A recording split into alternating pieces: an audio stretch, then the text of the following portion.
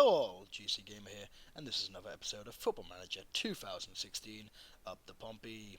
As you can see, it's the 1st of November 2018, and we've got into our 4th season of action.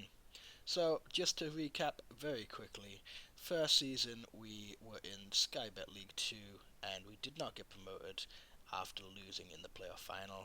Second season got promoted from Sky Bet League 2. Third season we did okay, mid-table-ish in Sky Bet League 1, and this is our 4th season. We're now into November. We finished the October month, and it's been a pretty decent start to our second season in Sky Bet League 1. Now, I didn't want to do just a pre-season video because I just want to get straight on with getting up through the leagues and into the championship. So here you can see my manager profile. Apparently I'm really good at media handling and managing finances, and that's something that I'm really happy with, especially because I've been wanting to make sure that Portsmouth don't get into the financial trouble they were in real life. Team discipline and loyalty to players is something I probably need to work on. Loyalty to players is maybe because if somebody's not playing good, they get shipped out as soon as possible. Team discipline, I'm not sure what that's about because I feel like my team are pretty good overall. But what you really want to see, I know you want to see it, what you really want to see is where are Portsmouth in the league. So let's have a quick look at the league table. As you can see, we are doing much better this season. We are first in the league after 15 games, 10 wins, 3 draws and 2 losses, both away against Chesterfield and Rochdale. 31 goals for, 17 against, with a plus 14 goal difference. We're looking pretty good at this stage of the season. If you look at our position graph, you'll see that pretty much from the beginning of the season we got straight up there, a little blip and then back to the top. So, how are we doing so well this season?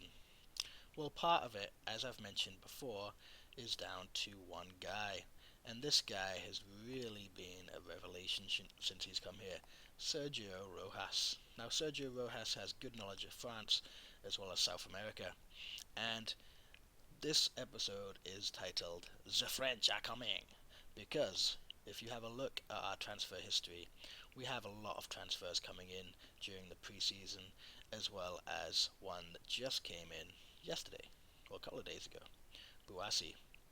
So let's have a look at some of these transfers. I'm going to go through rather quickly, but I will be highlighting a few of the main transfers in a little bit more detail. Ibrahim Cisse came in on a free transfer. He's a French guy. Guess who found him? Sergio Rojas. He's not the best, but I needed some cover for goalkeeping, which I'll explain in a second. And he is somebody who's got a little bit of potential. He can be as good, if not better, than my current first choice keeper, who you'll notice is not Alexander Schlager. Why is it not Alexander Schlager? Because I got an offer I just couldn't refuse. 1.2 million offer from Reading, and after playing for us for 2 seasons, or most of 2 seasons, Alexander Schlager is leaving. Now, of course, or he's left, sorry. But of course, I got him on a free transfer, and a couple of seasons later he's worth 1.2 million. It's definitely worth getting rid of him. Connor McAleny. Again, he came in on a free. He's a decent player, can play on either wing. He's a very good left winger and decent at right wing. Leading player for most Sky Bet League 1 sides. He started the season pretty well with 5 appearances, 2 goals and an assist, and a good average rating. So I'm pretty happy with him. Daniel Bachmann, my new first choice keeper. So after Schlager left, the main priority was to get in a good goalkeeper. Bachmann is not quite as good as Schlager, but he's still a very good player.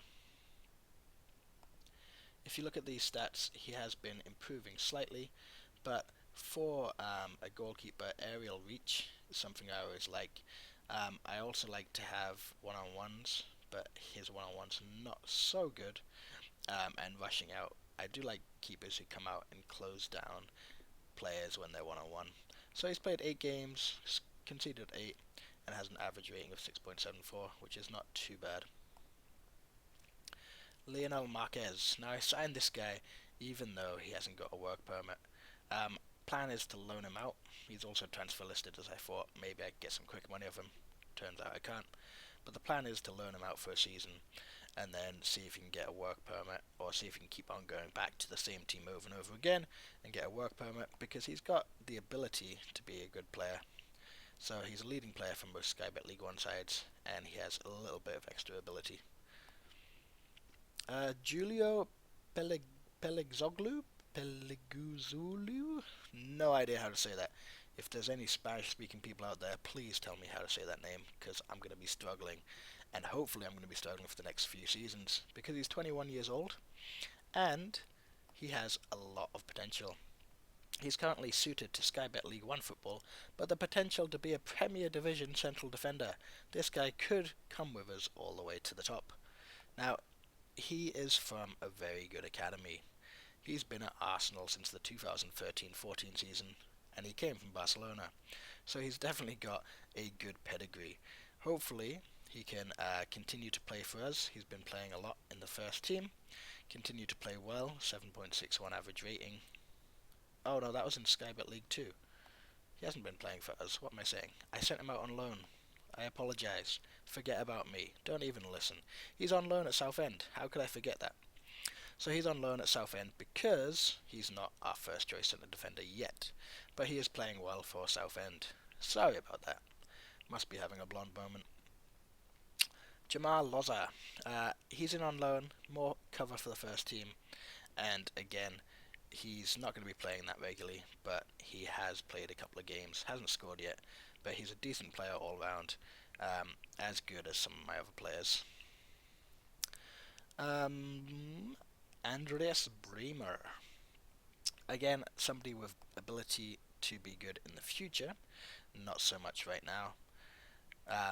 So he's one to look for in the future. Ethan Hamilton, the same. Somebody I bought for the future. Could be a Sky Bet Championship attacking midfielder or central midfielder in the future. I'm happy with that. Also, really, he's not that bad. If you look right now, he could play in the first team. But I have sent him on loan to Crew, where he's been playing a few games and hasn't been performing that well quite yet. John Fleck. Now this is a big transfer. Even though I got him on a free, he's a very good midfield player. He's had 5 starts, 5 sub appearances, and he is our second best defence midfielder after Jordan Worcester. He can also play in central midfield, where he's our 5th best, and he's a good player for most Sky Bet Championship sides. Considering we're playing in League 1, that's not bad at all. Now here comes an influx of some of those French players I said. Pierre-Yves Polomat, I think I'm pronouncing that right. He came from the French leagues again, played in League 1 a little bit, played in League 2 a little bit, played in Belgium on loan, and again on League 2, and then we snapped him up on a free. Since he's come to the club, he's been performing excellently. You can see he started 6 league games with a 7.32 average rating. That's very good for a player in Sky Bet League 1. Now, you might be wondering, where is Adam Chickson? Well, Adam Chickson is still at the club, but even though he's been playing a bit, I'm trying to get him to rotate with Polomat, because if you look at the stats, Polomat is so much better, and he has more potential than Chickson. So if I do a direct comparison with Polomat, you'll see that in general, Polomat is a lot stronger, being on the red side of the comparison chart here. He's got better technical attributes in most places apart from finishing, which doesn't matter that much for a left back. Marking, Polomat needs to improve to get to Chickson's level, and tackling he needs to improve. But things like technique, passing, I like to have good passing outside defenders. Long shots is okay, but not that important. But crossing is a big one, and so is dribbling. I like my defenders to go down the line, do overlaps past the wingers, and get the ball into the box. Also, some of this stuff, especially work rate and teamwork being a little bit better, is good really for my left back. Whereas he's missing a bit again on the defensive side of things with positioning. Flair and determination. Determination matters, flair not so much. Concentration, anticipation are worse a little bit. But again, he's stronger than Chickson, which is useful. Not quite as fast, with acceleration and pace lower. but he's got more natural fitness, balance, agility, and I guess he can jump higher. So I'm trying to rotate those two players, even though Chickson will always be a Portsmouth legend in my heart. It might be that he won't be playing as much in the coming episodes. So that's one of my French players, and I'm going to move on past some of these to look at some of the other French players before I move on to some bigger signings. So Brahim Konate, I've been scouting this player for a while. He came in for 225k, and let's have a quick look at how he's been performing. 10 appearances, 4 goals, 5 assists, 2 player of the match, with a 7.77 average rating. I'm going to let that soak in for a minute, boys. He has been absolutely outstanding. Um, some of those early performances against teams like Bolton, Gillingham, he's been superb. Luton, he was superb. I mean, look here against Gillingham, even though he didn't even though he did play really really well. 66 passes with 55 completed, and then this match against Yeovil, 82 passes with 62 completed. He is a passing machine. And look at these stats. I love this guy. Great passing, decent work rate and teamwork. He's strong. He's got some pace and acceleration. He's got good stamina. This is exactly what I want in a central midfield player. Now, what's even better about this is he's a leading player for most Sky Bet Championship sides. Leading for Sky Bet Championship. And we're in Sky Bet League One. Now, he's still young, even though my coach doesn't think he's going to improve. He's still only 22 years old. I can see his stats improving slowly. I guarantee he will improve over the next season or two, and I guarantee he'll be in our squad for the next few years at least. So, another great French signing. Thank you, Sergio Rojas, my chief scout, for finding this guy. Another good little French player that we brought is Joe Kobo. Joe Kobo, El Flaco, what a guy. If you don't know who El Flaco is, look him up. So, Sky Bet League One. He's only played one game with 8 sub appearances, but he's got 2 goals and 2 assists, which is very good. He's going to be playing more in the future because his current ability is decent. He's very well suited to Sky Bet League One, but he can make a lot of improvements. Already he's improved considerably on anticipation and first touch. Now he's playing attacking midfield centre mostly. I also have him as a backup left winger. But if we look at his training, I'm trying to get him to play also as an advanced forward. Because if you look at advanced forward, he's got all of the stats that we want for an advanced forward. Dribbling, finishing, first touch, all very good. Heading, not so much. But passing, off the ball movement, work rate, determination, most of these are good apart from perhaps strength, off the ball movement, and heading.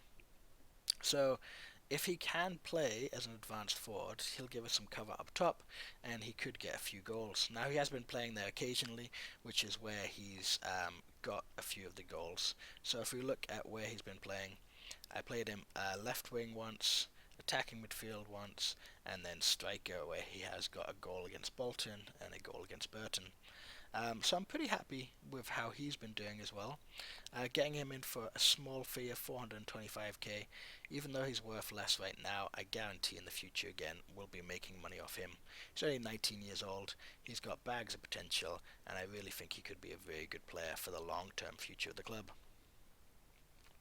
Last player I'm going to look at quickly is Buassi. Buassi actually came from Italy this time, but he's another player who just came in, so he hasn't really done much apart from play one under-21s game and get an assist. But he has decent current ability. He's a 2-star rating for a striker, very well suited to Sky Bet League 1 football, and he has huge potential. So perhaps Buassi will be with the squad for the next few years as well. Decent stats at the moment, can play advanced forward, which is what I've been playing with. So it's good to have him. £250 a week till 2021. Bargain of the century. Now, a couple of other players I'm going to quickly go through. Marco Hoxha, another guy who is more for the future. Current ability pretty low. Has the potential to be a Sky Bet League 1 striker. Maybe my scouts didn't do as good as I hoped they would have here. And maybe that's not the best signing. Joe Walsh, Joe Walsh has been playing pretty much most of the games as a Sky Bet League One central defender. Problem is, he's got the ability, but his performances haven't been great. 10 appearances, 6.85 average rating. Not as good as I would have hoped. Kamin Hadziev came in as a left back slash central defender. Now he's been unhappy and he wanted to leave because I haven't been giving him playing time. That's my fault. I signed him. I probably shouldn't have, but I wanted extra cover. I didn't want to be left with loads of injuries and no cover. So even though he's got good stats, I'm going to try and get rid of him because he wants to leave. And then we come to the signing of the season, Alex Pritchard. 2.1 million he cost me from Tottenham. 2.1 million. Now I did have to put some of that in over 48 months. I did have to put some in like future clauses and so on. But overall it was a 2.1 million transfer, but it's been worth it. If you just look at this, it only tells half the story. 15 appearances, 9 goals, 6 assists, and 4 player of the matches from a 7.88 average rating. He's played 15 games only, but he has been outstanding. Playing on the right wing, this guy has been sensational. Look at that form. Absolutely beautiful, okay? Playing well, scoring, getting assists, and putting us to the top of the table. I really think this guy has huge ability and even some potential to improve. So he's a decent player for most Premier Division sides. We're in Sky Bet League One and this guy could play in the Premier Division. Recent form's been sensational, I agree. I love this guy. We've got him only till 2019 because he wouldn't sign a long-term contract, but I'm hopeful that we can sign him to another contract in the future and keep him for a long time at the club. Other than that, the one person I missed is Fikayo Tomori, another free player who really is just a backup. He's a 2-star right back. He's got potential to be a Sky Bet Championship right back. He can play centre back if need be, and he can play left back if need be, although not very well. So, they're my signings. You might have seen a few people leaving here. Alexander Schlager, 1.2 million. He left because I had a basically amazing offer I couldn't refuse. These free transfers, nobody really important. Oxlade-Chamberlain's brother, Christian, he went because he doesn't have very good stats, so I didn't want to keep him. Suleiman Kamara, I bought him in as a short-term solution. Never really played very well, didn't do much for me, so I got rid of him too. As we scroll down, you'll see that some of these players who left were not on free transfers, and I'm pretty happy with all of those people who left. Delfonso never really did it for me, even though right now he's performing excellently for Swindon. For me, he never really performed as I expected. After Delfonso, we let Will Buckley go. Again, another player who came in for a decent fee, 180k, never performed well, so I let him go. I did make a profit, so I'm happy with that. After Will Buckley left, Brett Pittman also left. So Pittman came in for a 240k fee, played 17 games, only scored 2 goals. He moved on for a little bit less to Rotherham, and he's still not doing very well. Gael Bigrimana. This one I was just happy to get 500k for him. To be honest, he came in with all the potential in the world. Again, sold him to Rotherham. But he's just not performing for me. He wasn't performing for Rotherham. He's still not performing for Rotherham. So I'm pretty glad that I was able to get rid of him when I did. This one is the one that hurt the most. Jake Forster-Karski. Now, Jake Forster-Karski was excellent for me on loan. I got him on a free, and he played very well as well. 4 goals, 6 assists, and 4 player of the matches. But for a 450k fee, I thought that he's probably not going to be here for the long term. He didn't look like he had much potential to improve, and his stats aren't exactly the greatest. So I had to kind of swallow my heart here, and even though I do have a great affinity for Jake Forster-Karski, I decided to let him go for the good of him and for the good of the club. Apart from that, there's not many other people who left. Knudsen was a player who I bought hoping his potential would see him through. Didn't do very well, but I sold him for 27k, so, not big deal there. Everybody else is all of these players going out on loan. Ben Close, the only one who could be a first team player but has gone out on loan, as well as Julio Pleligzoglu. The others are all just young players out on loan to see if they can reach their potential. So as I mentioned, we are first in the league, and that's in some way down to also the players I kept on loan. So even though they don't appear in this season's transfers because they're just a continuation of a loan, I loaned back in Jordan Rossiter till 2020. After he played so well last season, he's playing even better this season. I also kept on loan Ryan Kent. So he played decent last season, so I'm playing even better this season, playing on the left wing and getting some goals. Islam Ferus, again a perennial Portsmouth loanee player, more of a sub than anything else, but he's been doing okay this season. 3 sub appearances, 6.8 average rating. And the most important player is Kelechi Iheanacho. Played 15, scored 7, got 2 assists and 2 player of the matches, 7.29 average rating.